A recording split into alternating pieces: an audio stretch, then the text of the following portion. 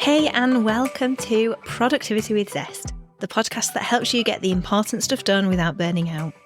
I'm Jasmine, and I live and breathe productivity strategy, the kind that gives you life and helps you get the important things done in a way that works for you. Here I like to keep it real and practical. No fluff, all zest and no pith, just simple, doable strategies that help you focus, get organised and actually move forward.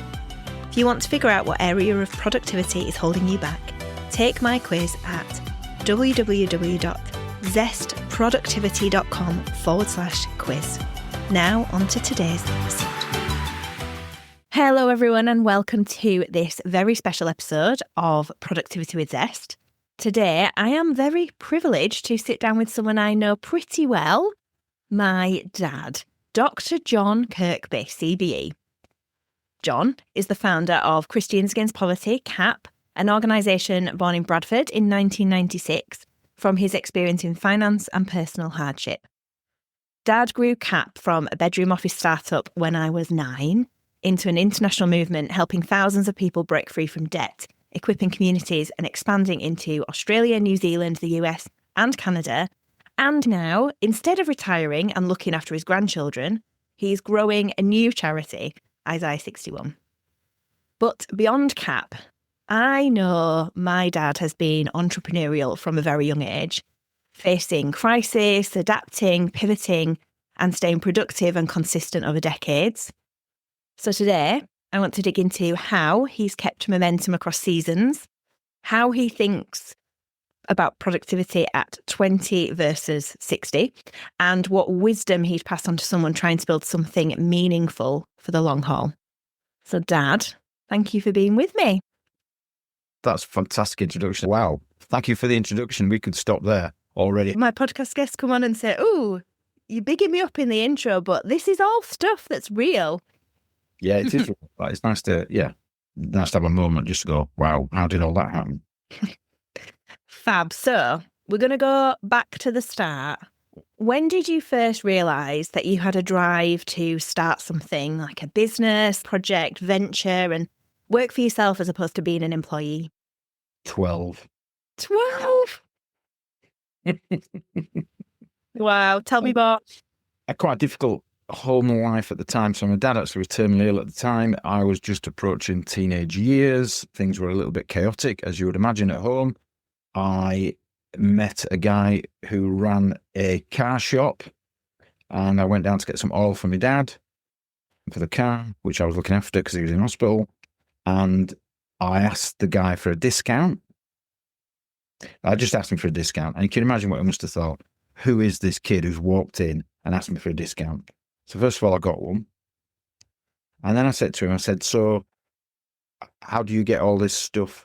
Where do you get this from? How much do you make? I just started asking him those questions.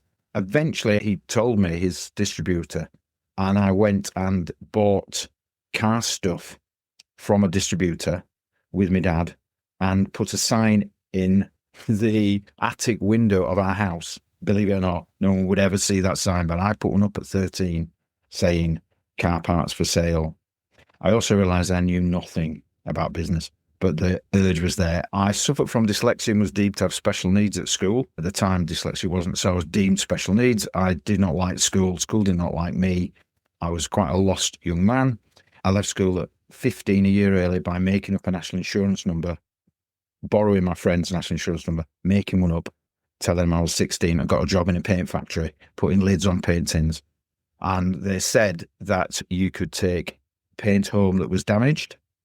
And I started taking paint home that was damaged and selling it. My number one thing, which I still can't quite understand, is because I could add up really well, they asked me to do the sandwich run, to go from the factory for breakfast and lunch. There were 2 sandwich shops, 100 metres apart. I went into one and said, I have 80 sandwiches to buy every day. What's my price list? And went into the other one and said the same, picked the lowest price list and made more money doing the sandwich run at 15 than I did getting paid. I realised there was something to do with business. Wow. Dad, I think that's the first story is one that I've never heard before. I think that's a story that I've not heard. That is so funny that you did that and you put the sign up. in the loft window. Wow. Somehow, the fact that I started a Tamagotchi babysitting business at 10 doesn't seem that odd now. I definitely know where I get it from. Yes, I thought it was a bit odd of your dad, but I'm thinking, great, she'll go far.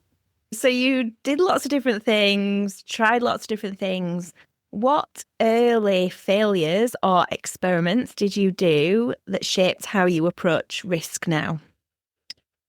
Yes, my dad died at 18. My mum, unfortunately, had a mental breakdown, so I was literally on my own at 18. The authorities shut the file because I was over 18, so I had to bring myself up to a certain extent. First of all, I realised life was serious up to then. I realised life was serious, so I had to do something. I learned to be an activator.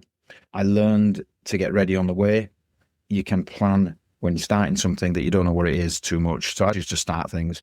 The lessons I learned were numerous, and mainly it was just lack of wisdom, but I gained wisdom through making mistakes. I think the funniest one was when I decided to sell washing up liquid at a car boot sale and bought concentrated washing up liquid from a chemical company in a barrel. Those are loads of plastic bottles, put a certain amount in the bottom, filled them with water, shook them up, went to a car boot sale and started selling them. And the problem was it wasn't the right stuff. So as people bought them and walked around the car boot sale, it settled back to the bottom of the thing with a concentrate with water. And people started bringing them back to our stall saying this isn't the right stuff. So I was selling it as fast as I could and then decided when to run off the car boot sale in the back of a van and realised, know your product inside out.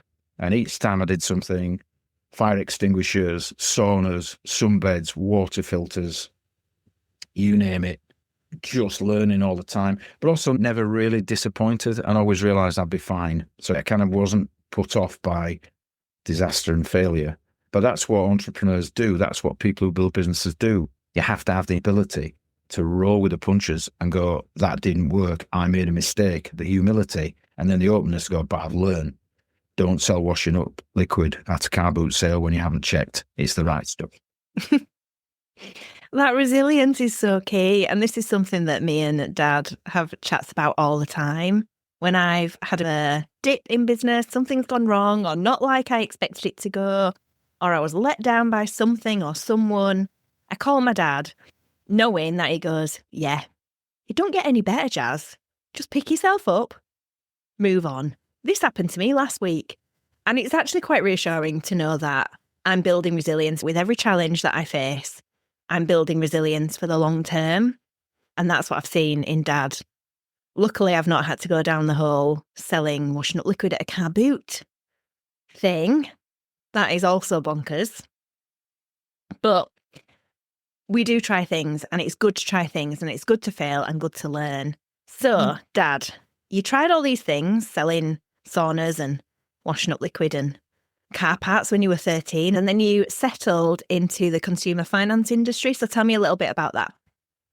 Okay, so I started my career in finance. Bear in mind, I needed to learn to eat. It's super way to start a business. If I didn't earn, I didn't eat. So I was a door-to-door debt collector in Bradford. However, even in what could seem to be a really clear way of doing it, knocking on a door, saying you owe me money and asking for money. By the way, that was a training course right there. I just thought, well, I don't think that's the best way to do this. So I was 18 and I'd started this collection round, but approached it in a completely different way than I've been trained because I had enough confidence to think there's always a better way. And I think that would be one thing that has followed me for the last 50 years because there's a better way of doing it. It's just that simple. So I'm still doing it. And what I did is I realised that all business is people. Whether you're collecting money, selling houses at an estate agency, life insurance, or all the other myriad of things I did, it's all about people. I realised that if you can't engage with people, business is going to be hard and unsuccessful. So as a debt collector, I basically engage with people. So I realised by experimenting that if the first time I knocked on the door, I didn't ask for any money and just said, hi, my name's John, I've got this debt can we first of all just check, is it yours? Is it the right amount? Is there any dispute? Is there anything I can help you with? What would you like to say to the company that you owe the money to? Do you like to have a think about what you'd like to pay? What could you afford? And I'll come back next week when you've had a chance to think about it. And that's it. So I did it on my own. My results were phenomenal, and they gave me a small number of people to run. So guess what I did? Trained them in the same way because it worked, but also let them do their own variants of it, who they were, what they were, made sure that the rules were adhered to in terms of how we did it, and then got picked up by an American finance company who didn't care about qualifications because they didn't really have any at the time, well, not many, and just applied the same principle about people. And I brought it into consumer finance and eventually ended up being reasonably successful. Finally ended up designing brand new consumer finance products. And I did it by talking to people about what they wanted, not what we wanted to sell them. Guess what? Know your product. Back to the washing up liquid. And let me tell you, I knew my product. By then I could present to boards, but fundamentally people, know your product and drive and determination. I used to collect no's on my board. So I used to have a board in the office and I used to have no's and yeses. And every time I got a no, I put across the number 1, 2, 3, 4. I used to collect no's because I knew I'd never got to the end of the row without getting a yes. So I used to collect no's. Every time I got a no, I used to run back and tick something. I need to achieve something. I started collecting no's because I realised it was so unproductive. But I could think, well, one more no is nearer to a yes. And of course, I worked to reduce the number of no's as a percentage of the yeses. So I did that as well. So collect me no's and increase the percentage of yeses. And also people let you down. I learned that really easy right at the beginning. And I kind of just expected people to let me down. And if anybody didn't, it was a bonus. I didn't rely on people as much as I used to do because I used to believe everything everybody said and promised when I was selling things. Oops. I love that about collecting no's. That's a really good principle because every no is getting you nearer to that yes. And if you get one no and you're stopping that opportunity for the yes. And there was a couple of really key things, I think, in that I just want to pull out. And the first one was about always adapting, always changing. Is there a better way to do this? No matter whether it's the first time you've done it and someone else is teaching you, or if it's something that you've done the same way for years. Is there a better way of doing this? Is there a more efficient way of doing this? Is there a more productive way in terms of will this get the outcomes I'm after? I think that's really key. And then just drilling it down to people. It is about people and what they want. And that's amazing. That approach was so different when you were door-to-door collecting. But it really worked because it's about the people, not the money. The phrase is, there is. And I think this really came into being as I became better, more successful through knowledge, resilience, learning, product, all the things that work very, very hard. Although I always kept my work-life balance, by the way. And I basically always said, there is a better way. When things became successful, so like the no's, if I got too many before I got a yes, I would go, there is a better way. And then I realised one of the little things that you don't realise until later, I kept that going when things were successful. So we would do some brilliant, massive, successful things. Yes, I'm happy to have a beer with everybody and everybody's excited, but I'm sat in my room on Monday morning going, there is a better way. There is a more efficient way. And that approach of gradual improvement, it's not about not being satisfied. It's about being delighted and satisfied with what you get. But then can we do this differently? Can we? And if it changes and doesn't do any better, you go back. Again, humility to go back to where you were. So that whole, there is a better way, but you're unlikely to find it the first time. That's been a thread through everything and continues to this day in all the business interests I've got. So rather than, is there a better way? Just that slight change, the swapping around of those two words, there is a better way. It's massive. So you moved from the consumer finance industry to found CAP. So tell me about that transition and what prompted you to leave that job and move into something completely new. Okay. Two things, really. First of all, in the whole story of my life, I had periods of real abject poverty and very challenging period in my life when I separated from my mum, which again, still really friendly with your mum. It's never a good thing, but it was a reality. That threw me into huge debt, not because your mother was unreasonable, is that I'd racked up too much debt doing unsuccessful businesses. So I ended up in one, as you know, you were with me in my friend's room. We slept on camp beds. There was not much money, was there, Jazz? No. And I also realised how people will abandon you when you're on hard times. So nobody bothered with me. All the people I thought were friends left me. Now, because I was in the consumer finance business and an entrepreneurial and a go-getter, I had all that was required for me to get out of it. The listeners won't be surprised. I got out of it. I set a system up, negotiated with my debtors, and sorted it out. And in the meantime, was still working in consumer finance. So that recovered as well. Then I met Lizzie, the second wife, been married for 30 years now, who took all of us on. And everything looked brilliant. Then I walked into a secure lending division, sat in an office with like glass, just looking out over all these people working. And again, this is an A side, but it can be a B side of entrepreneurial people. We're really willing to just do some stuff. And we also will pursue what we want to do. I always think if you're talking to an entrepreneur and they don't want to do what they're doing, it's not right. You've got to actually want to do what you're doing. And I just did not want to do consumer finance anymore. I'd also found faith about 2 years before this. So I had a different outlook on life. I walked in one day and I just went, I'm done. I didn't leave until I knew what I wanted to do. Another thing. So I knew I didn't want to do this, but I spent some time and it became clear to me that I wanted to help people whose lives are devastated by debt and circumstantial problems. The circumstantial problems cause the debt generally. And I thought, like all entrepreneurs and leaders and business people do, I could do that. I can help people who've been where I've been. I can put a system together. So I started Christians Against Poverty in my office with £10 in 1996 after giving my job up, just getting married to Lizzie. And I just went from there. The success appears like it went really well, really quickly. It didn't. The first 10 years were like chiseling granite with a spoon. Literally. The spoons broke all the time. Nothing chipped off when I was trying to get everything broke. We had no money. We didn't get paid on time. We ended up on mortgage the house, all that kind of things. But I knew that I was onto something. And that's the thing with all business people. In terms of what's really important, so I met some people in Belfast last week who were asking me about their business. And I just said, do you believe in it? And you just could tell looking into the eyes straight away. So do you believe in this business? Do you believe in it? Not anybody else, because no one else believed in it. Do you believe in it?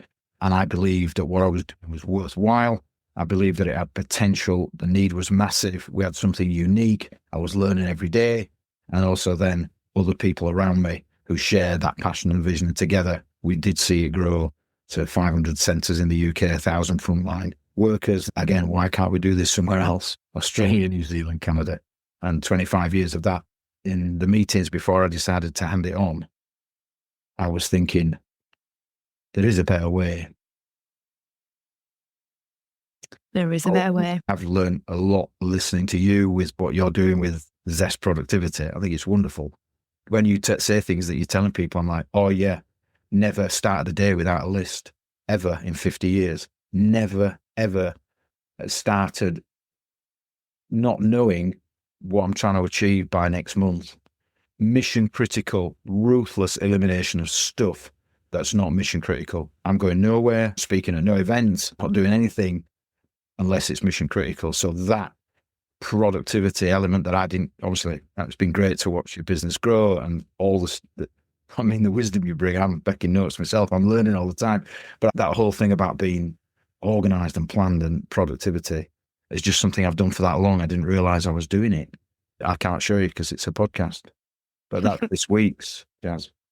Oh, and it's highlighted as well. Yeah, I've got 6 greens already. What's green mean? Done? Oh, nice. So you highlight to show that you've done it. And although you can use digital, I like the physical act.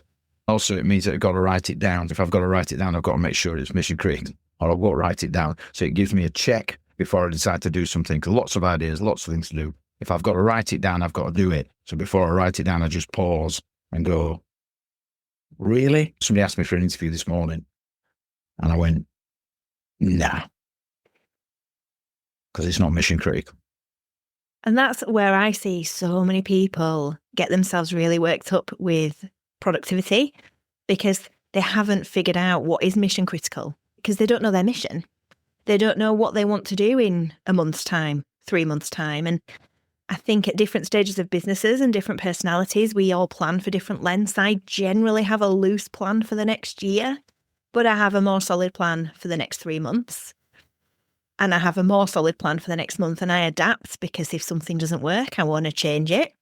I've tried all sorts this year that have bombed so much that I don't think even people will have seen them because they were that bomby. But I know that they bombed. And it's all about thinking about what do you want to achieve and then what are the critical tasks for that. And that ruthless elimination of everything that isn't. It's that 80-20 rule of 80% of your outcomes come from 20% of your activities. If you can highlight the 20% of activities that will push you towards your goal more and double your efforts in them, then you're going to massively increase your output. But it's something where we get het up in the busyness, and it takes a moment for you to be ruthless. That might be every week when you're doing your to-do list. What isn't mission critical, get rid of that. Delegate if it's important, but not for now, or just delete it completely. And the great thing is, we can do that, especially when we're running our own businesses. But even when you are working for someone else, you still have a choice about what activities you do. You know your goal, you know hopefully your job description, and if you don't, find out.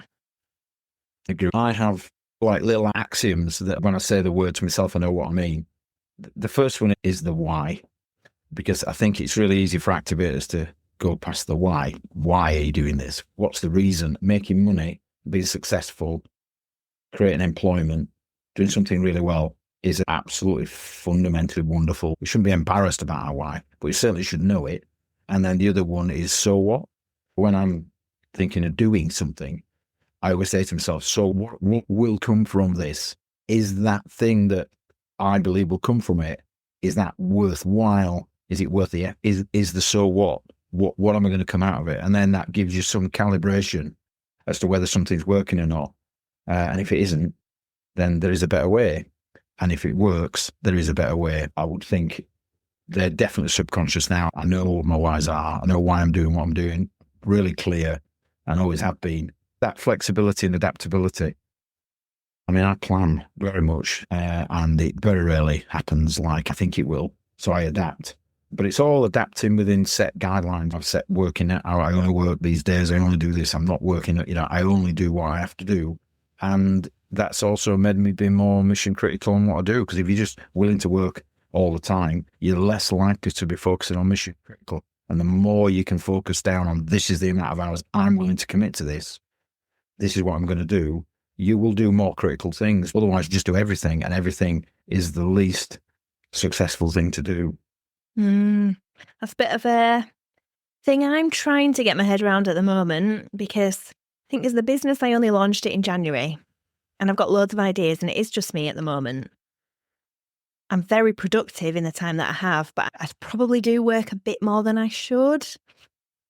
And it's hard because I do have my lovely little limits, who are my beautiful children, Rose and Jamie, who 5 days out of 7 have me next to some form of football pitch for hours, watching games, watching training. So I'm very limited by them. And I remember being a bit frustrated by that. And my sister, Jess, gave me a bit of a wake-up call, and she was like, even if you didn't have kids and you were single, living on your own, you still wouldn't have enough time to do all the things that you wanted to do. So actually, my lovely little limits are a really great boundary for me that stop me from working all the time, because I do love what I do. You mentioned earlier about boundaries and work-life balance. So tell me how you've managed that over time, particularly when starting something new and when there's a lot to do? Okay. I think it goes back to why. I think, and again, I was unpacking this really quickly, so you've got to kind of go with the heart behind what I'm saying, not the particular statements that you might go, ooh, ouch. I often rage against workaholism. I rage against it. I challenge friends. I challenge everybody. They can meet around. And I've often heard people say, well, I'm doing it for the family. Now, that might be true to a certain extent, but what you can't say you're doing something for somebody unless you know what they want. And what your family want, subconsciously or otherwise, is they want some time with you. They want to build a relationship with you. They want you to have time for them. Be that marriage, children, family, friends. You need time. No time, you can't build relationships. So I do challenge the why. I worked long hours on occasions, absolutely. But I have never had a culture of working long hours. I don't have my computer outside my office. I didn't bring it home. I don't do emails at home because I'm at home and the world spins. An example of that would be, would dare say, yeah, I'll say it. So for about 10 years, I deleted everything I was CC'd on. So every email that anybody sent that I wasn't the person that it was sent to, but I was copied in. By the way, we had 400 staff. So I got copied in a lot. And I deleted them all for 10 years. No one noticed. Because I didn't have time to read all the CCs. I just think, well, you know about it and I know about it. So what are you telling me for? So that kind of thing. So I think work-life balance is almost like a personal commitment. It's where do you get your fulfillment from? I have been utterly fulfilled with my work. I've loved it all despite the hardship and all the stuff that I've been through for 50 years. But also my family's been really important to me. You can have two things why you do it. So my why for a business or a charity or what I was doing was I want this to fulfill my calling as a dad, as a husband to my family. That's part of my why I want to run this charity or build this business really well, because that's got to be part of my why. And people say, well, it's okay for you now. You're 64, kids have left home. Yeah, we had 5 children at home. Yeah. We had 3 kids under 5 and we built a charity. I found time to be at home with my kids when I was at home. As hopefully you can testify. I can. And I don't think I've achieved any less by doing that. When you look at what you've achieved in your lifetime, you sold washing up liquid at a car boot, Dad. You've achieved. But you've done so much and you've been recognised for it. I was utterly proud and over the moon to be at 2 major occasions when you were recognised for the work that you've done. The first was when you got your honorary doctorate at Bradford University. And I went and I had my little Rose with me. I think she was 1 at the time. We got to watch you go up on stage and receive that. And that was amazing. And it was just recognising what you'd done for the country, for the city of Bradford and for the hard work that you put in. So you might not have, you might have left school a year early, but you still got your doctorate, which I haven't got, which I will do one day. I'm going to peck at your heels for that. Yeah. And then the other one was in 2018 when you got your CBE. And that was incredible. Being in London and Dad being Dad managed to get us all tickets to watch it rather than just the usual 2 guests. It's like, well, I've got 5 kids, so sorry. So there was all of us. Don't say someone, loads of people said to me, you've no chance they won't give you 5 tickets. And I said, well, I am going to say they're no for them. Mm-hmm. Yeah. We got the 5 tickets. We were in London watching you get that award from then Prince Charles, now the King, in that room. And obviously the best bit was that Keira Knightley was in the room also getting I think she was getting an MBE. So that was a bit more exciting for me. It was incredible to get those external validations and rewards, because when you are building something, it can feel a bit rewardless at times because you are slogging your backside off, feeling like no one's noticing. And then there's moments like that. For me, getting the New Business of the Year award a week or so ago at the Keighley and Airedale Business Awards. New Business of the Year. I was not expecting it at all. And Dad, you were there, weren't you? Because Of course I was. you were there to support me and my lovely husband, Sam. And we were sat there and I was so nervous and I wanted it so badly. My heart was racing. I was flabbergasted to win because the people I was shortlisted with were amazing. Their businesses are amazing. But I won it. And having that recognition means such a lot, doesn't it? Yeah. I mean, we were, again, I'm not unusual. There's millions of people like me, but I was really strategic in all that stuff because I knew you got so much disappointment, so much letdown in everything. In business, that's got to be part of it. I used to set out with a view to make sure I got encouragement, and I'd force it out if I had to. I collected every single thing anybody ever said good. I've still got the email thing on my computer today, which says encouragement. When anybody says anything slightly positive, I put it in my encouragement box. I just put it there because I think that's great. So I'm collecting encouragement. But also, I had a strategic plan to win awards for me and the team. Why? Because it was mission critical. Why was it mission critical? Authority, all the advantages, but more importantly than all the external stuff was for us internally as a group, as a leader. Won the Sunday Times Leaders of the Year 3 times running, and also Charity of the Year Sunday Times twice. By the way, that's because we were really, really good. We weren't the businessmen or women of the year by any stretch. We were basically the business of the year that entered. So very realistic about it. But yeah, those nights where we went down, sat on a table, what it meant to the team, and the encouragement it gives you customers or your supporters or your donors, whoever you're engaging with. Business is tough. Business is hard. You've got to squeeze the encouragement out of it because otherwise it's really difficult anyway.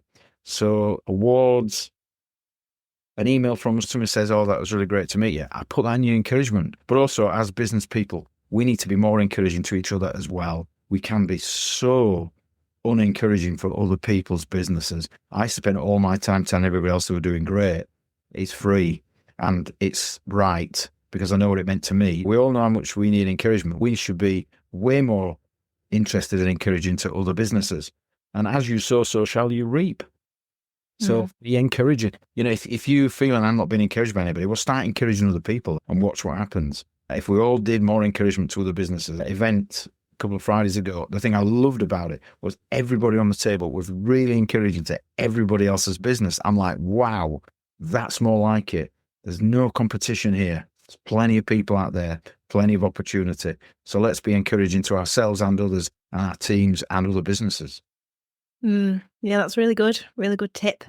I keep little reviews and emails and things, and you dine out on them for weeks. And if you're feeling like, oh, it's not worked, that thing's not done, panned out like I expected it to pan out, and you can feel a bit low. And, there's times when I've called Dad and said, right, I'm getting a job.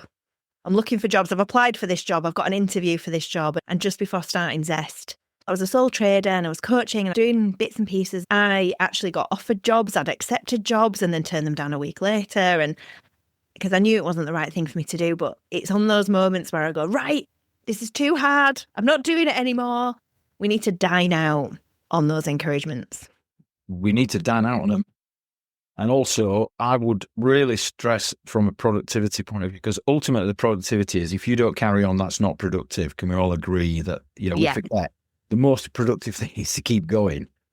Because if you stop, there's no more production in what you're doing. If I was talking to myself when I was in my 20s, I didn't start it till I was in my 30s, is I should have journaled more. So I've journaled now for 20 odd years, nearly 30 years. The reason why I do it is I write down all the stuff that doesn't work, all the challenges that I face. So I'm very honest, my personal one, it's not public. I also go back to them and in italics, write down either what I learned from it, how it eventually turned out. And literally, I do my own encouragement by reminding myself of all the challenges and how it all turned out okay in the end, and also what I learned from them and how I improved. So almost like journaling the difficulties, you'll realize that they don't really matter ultimately, but also journaling your successes to remind yourself that this did work or this did happen. because we so easily forget we can be our harshest critics. But fundamentally, if you're still going, you're doing really well. So whenever you're listening to this, wherever you find yourself, whatever you're thinking, if you're still going on an idea, or you're still believing in a product, or you're trying to get a business off the ground, or wherever you are, however long you're doing it, if you're still going, well done, really well done, well done. If you failed and got up again and gone again, even more well done. Well done. It's not for everybody. It's a really special gift set, and the rewards are enormous, but the difficulties and expectations are high. High challenge, high reward. So well done, everybody, for finding time to learn and pick up new ideas. Well done. Because you see people who do one thing and it works and they think they're the next Dyson. It's like, not really. Read his story. He failed loads. So just whether you're doing well or not, well done for keeping going.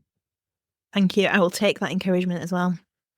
On those days when you just feel like you're smacking your head against a brick wall, at least we are still going. And that's right. You can't be productive if you stop. If I'd have given up and taken those jobs or applied for others, I would regret it right now.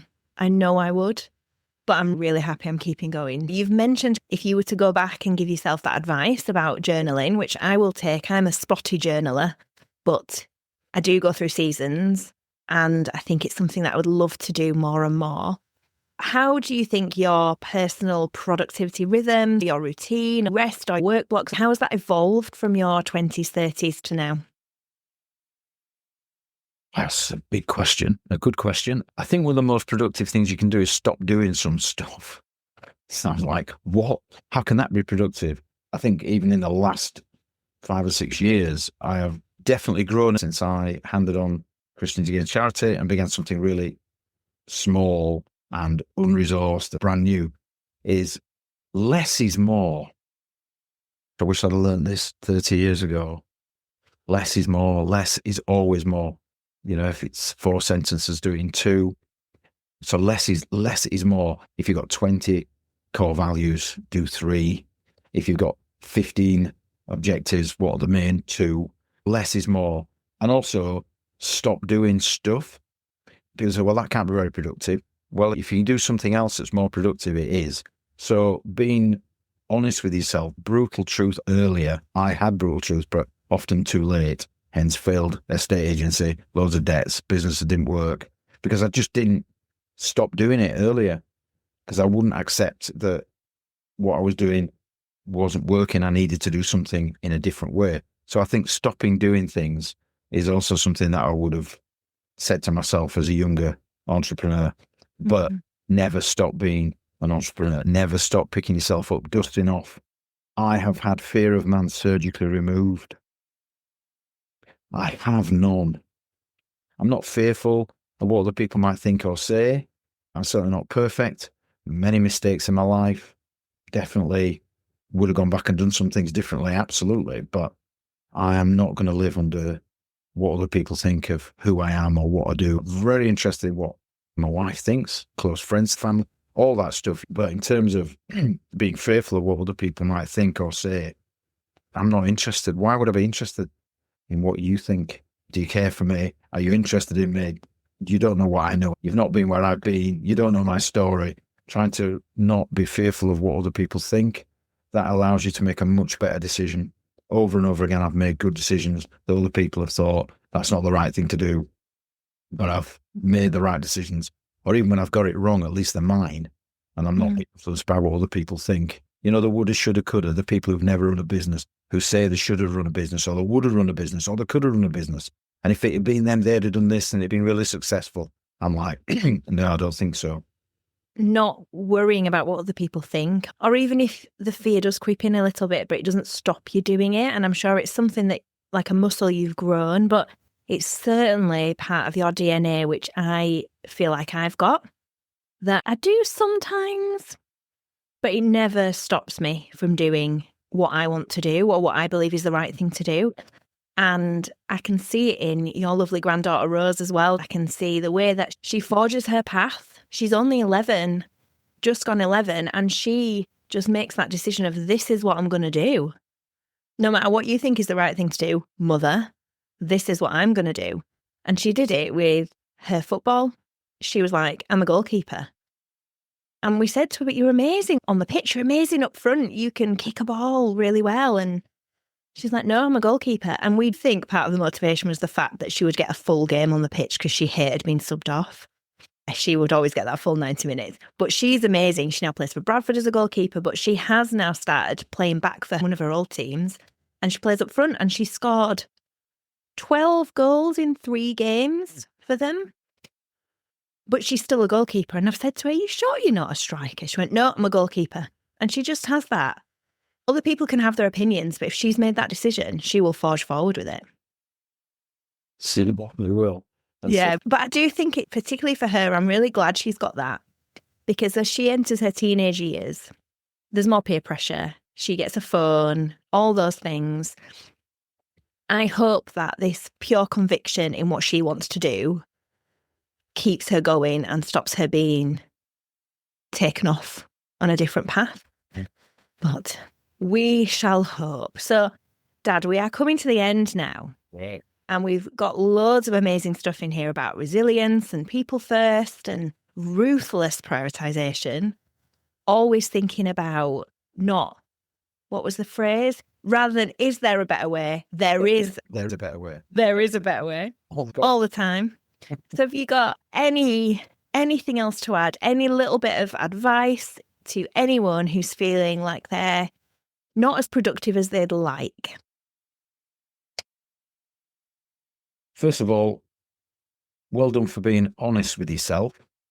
Okay. As long as you are learning, I also work as a chaplain, as a police chaplain, and help people in life in all sorts of different ways, particularly people who are struggling. Maybe that's from where I was. But I think one of my major advices to myself, as if I was speaking to myself younger, again, probably the one thing I would say to be kinder to yourself. Fundamentally, no one else can be kind to you. It's up to you.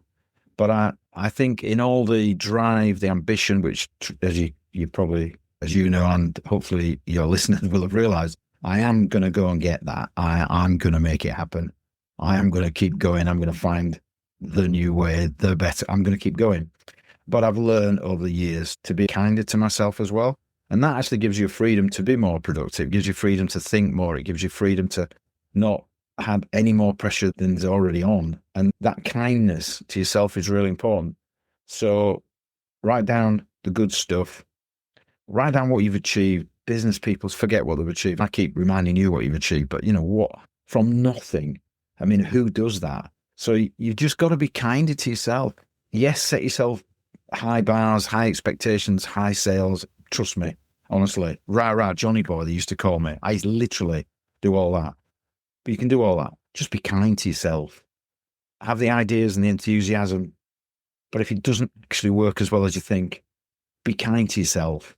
Please, everybody, be kind to yourself. In doing that, you will create a much better environment in which you can become more productive, in which you can think a little bit clearer, but fundamentally create an environment of being kind to yourself. As most people will already know if you're in business, there are a lot of people out there who are getting up in the morning going, I'm going to be kind to you.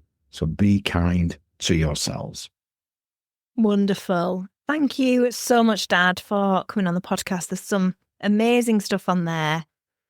You're not on lots of social media, are you? You're only on Twitter. It's not even Twitter anymore, is it? X. Not. And it's mostly about Bradford City. So if you want to follow any of my dad's opinions on Bradford City, I'll put the link in the show notes so you can follow him on X. Thank you so much again, Dad. Yeah, that's great. And well done, Jazz. Very proud of you. Love what you're doing. And you are making a difference in the productivity of business people. And that is a worthy, brilliant why. Thank you, Dad. And that's all for today. Thank you for joining me on Productivity with Zest. If you want to figure out what area of productivity is holding you back, take my quiz at www.zestproductivity.com/quiz, and I'll give you some tips to help you along the way. If you've enjoyed this, hit follow so you never miss an episode. And if you're feeling generous, please leave a review because it really helps. If you want to hear more, head to www.zestproductivity.com.